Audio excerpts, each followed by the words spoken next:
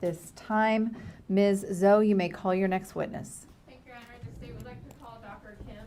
Dr. Kim, come forward, please. I'm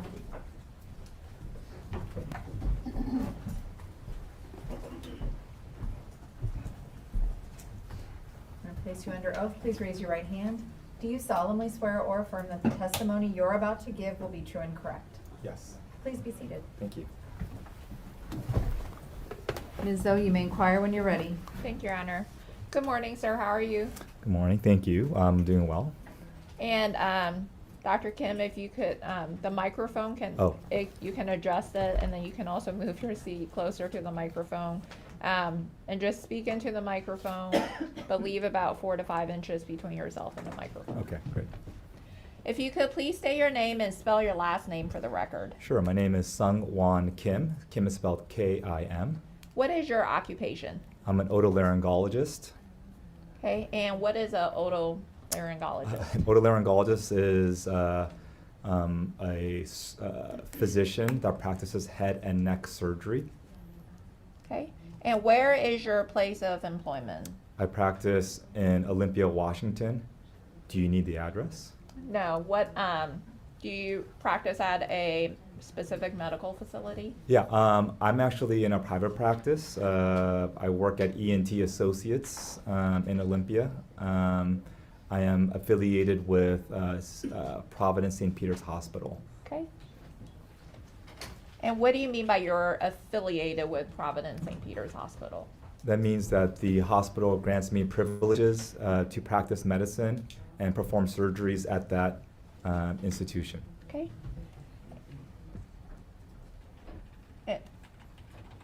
What is your education background? I went to college at UC Berkeley, and then I got a master's degree at Georgetown University.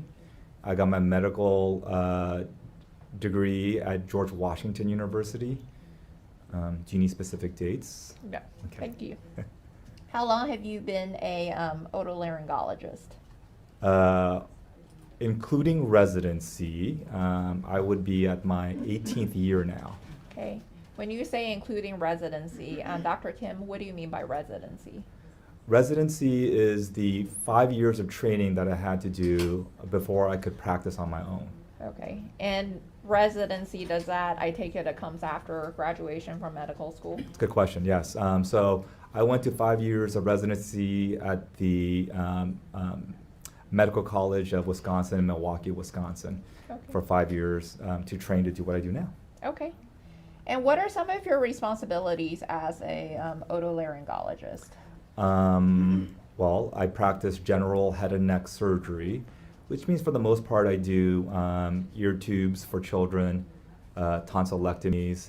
I'm also the primary head and neck surgeon. Specifically, I do thyroid surgeries and other endocrine surgeries around the throat, as well as cancers of the tongue, tonsil, voice box, everything clavicle and up except for the brain.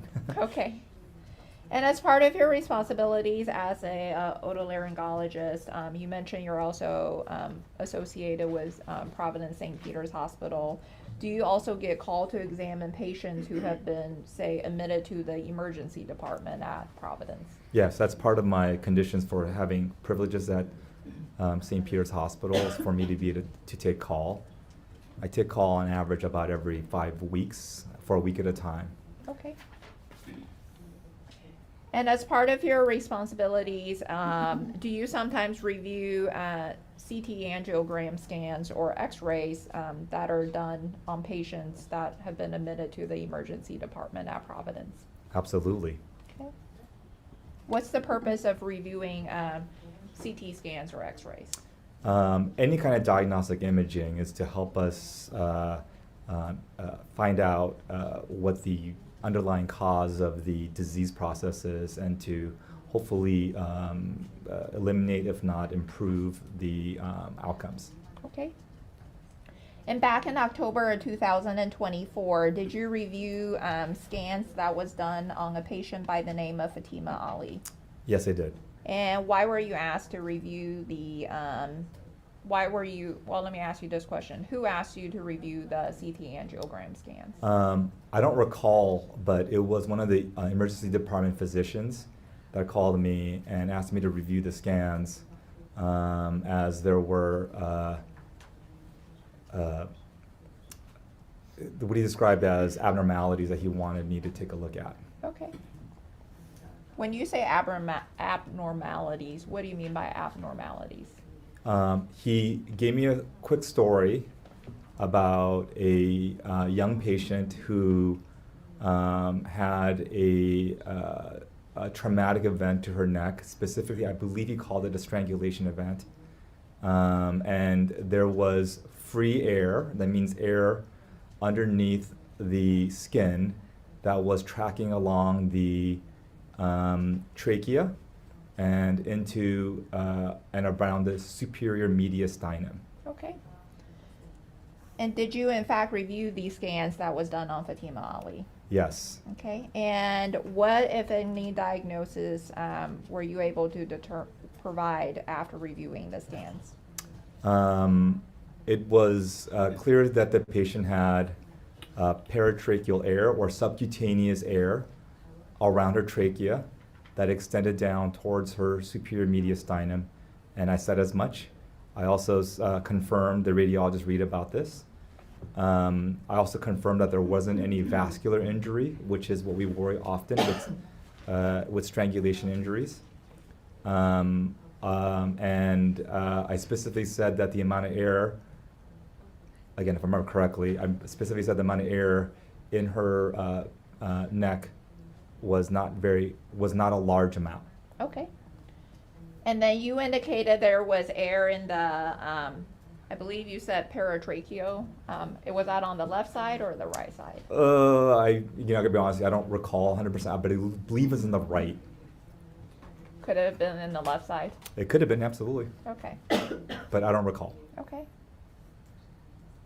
And what is the paratracheal space? So the trachea is your windpipe here. Para means next to, so it's the space around, it's a potential space around your trachea, which is your windpipe here. Okay. And the witness is demonstrating on his own neck as he was describing that last testimony. Thank you, Your Honor. And Dr. Kim, have you heard of the term subcutaneous emphysema? Yes, ma'am. Okay, and what is subcutaneous emphysema? Subcutaneous emphysema is having air underneath the skin in places where it generally is not found. Okay. And in this case for Ms. Ali, you indicated there was a free air in the tracheal space. Was the air in the free air in the tracheal space underneath the skin? Absolutely. Okay. And based on your training experience, can subcutaneous emphysema be dangerous? Yes. And how can it be dangerous? It can be very dangerous if you develop what we call tension pneumothorax or tension pneumomediastinum. The tension portion means that whatever caused the air to go underneath the skin or around the tissues where it doesn't belong can continue putting air into that region without it being able to be released. So the air can continue building up and building up inside the chest or the neck until it squeezes vital structure so that you stop working. Okay. I would just indicate that the witness is again using his hands to demonstrate what he is verbally providing in his testimony. Thank you, Your Honor. And Dr. Kim, what is the, you mentioned the word mediastinum many times now. What is mediastinum? Okay. I'm not a cardiothoracic surgeon, and I don't generally operate in this region, but the mediastinum is the area around your heart, specifically involving the great vessels of your heart, as well as the trachea, and superiorly on the top, as well as the airways that go into your lungs, called the bronchi, or the Okay. bronchus for one. And for the record, Dr. Kim, as you were explaining what mediastinum was, you were demonstrating with your own body. I was. Do you not want me to do that? Is that easier? Well, I'm not going to tell you how to testify. We just have to describe what's happening in the courtroom so that the written record will reflect what's happening. Okay, sorry. That's okay. And Dr. Kim, was Miss Ali also diagnosed with pneumomediastinum? She was. Okay, and what is pneumomediastinum? Pneumomediastinum is when air is around and in the mediastinum where it generally does not belong. Okay. And with regards to pneumomediastinum, can that be dangerous as well? Absolutely. And how can it be dangerous? Specifically, the tension portion of it, of whether or not the air continues to build up and it has no ability to be released. Okay. So if there is enough air inside and around the pneumomediastinum, it can squeeze in the great vessels as well as the airway, such that it will stop being able to conduct airflow through, as well as being able to push blood through the great vessels. Okay. And when you say great vessels, what do you mean by great vessels? The aorta, which is the major blood vessel that comes out of the heart that feeds all of your body, including your brain, as well as the pulmonary artery, the pulmonary vein. These are all blood vessels that allow blood to return from the lungs into the heart, so that we get proper oxygenation. Okay. And for the record, you are. Sorry, yes, I was. It's okay. You're demonstrating with your own body as well again. Yeah. You indicated, you testified, Dr. Kim, that pneumomediastinum can be dangerous due to tension placed on the great vessels. Yes. For the great vessels to work normally and properly, is it fair to say that there should not be tension placed on them? Absolutely. I want to be clear though, I'm not a cardiac thoracic surgeon. This is not specifically my specialty. However, I did go to medical school, and it's very clear that avoiding tension and pressure along the aorta is more compatible with life than without. Okay. And then with regards to the your diagnosis, where you indicated that Miss Ali had air in her left tracheal space, can strangulation cause air to be present in the left tracheal space? Yes. Well, so many things can cause pneumomediastinum. It can happen spontaneously. Generally happens more to like thin, tall men in their 20s and 30s. But it can happen even during childbirth if you're straining hard enough, let's say, or trauma, Okay. which I believe is what happened here. Okay. If you put enough force that prevents air from escaping, then you can expel air from the windpipe or some other part of the airway into the mediastinum. Okay. You indicated if you put enough force to prevent air from escaping. Force on where? So generally for strangulation injuries, is generally around the neck, preventing the airflow from coming out. That way it causes increased intrathoracic pressure, and sometimes that pressure goes out at the area of least resistance. Okay. And the area of least resistance, where would that be? So I don't know. I didn't look, but it's likely going to be the trachea. In between what's called the tracheal rings, likely is what would happen.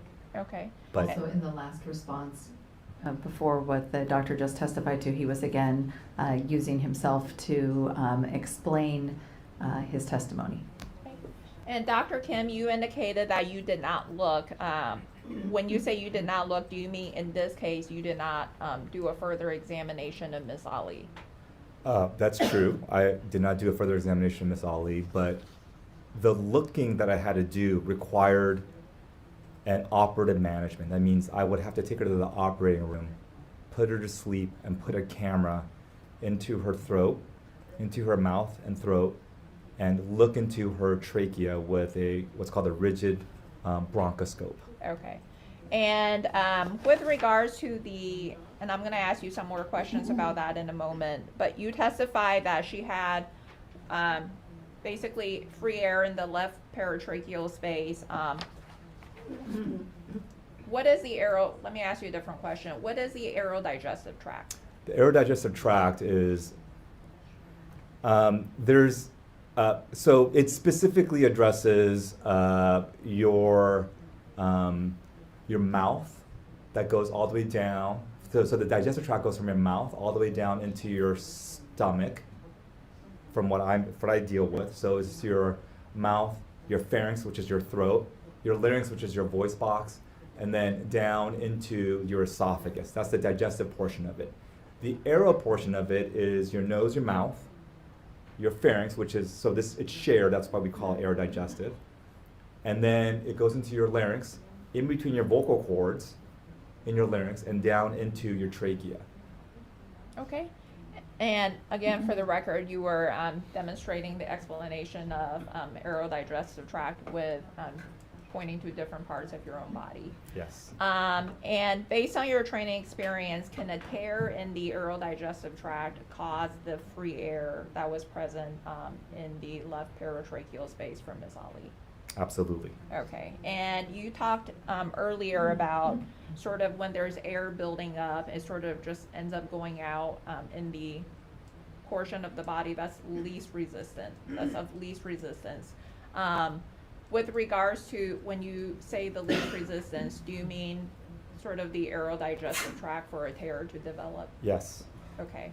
And based on your training experience, can strangulation cause a tear in the aerodigestive tract? Absolutely. And how does that happen?